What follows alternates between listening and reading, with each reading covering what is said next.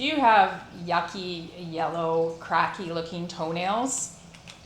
I've struggled with that in the past. Right now, my toenails are quite fresh and I've just had a pedicure, so I've had them looked after.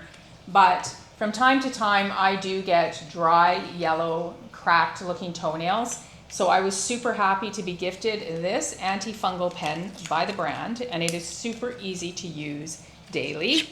So it's a little pen, and how it works, you just take the cap off. There's like a little brush similar to like a nail polish brush, and you just turn the cap and it gets the medication into the end, and you just brush it onto your nails like so. I could probably use it for my fingernails. And it has things like tea tree oil and peppermint oil, all natural products in here, but it works really well to fight the fungus in your nails.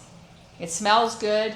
You will like using this. So if you have issues with your yellow, nasty looking toenails and you want to get rid of that fungus, this is a great way. A daily use pen. You can do it twice a day and you will start to notice a difference probably within a week.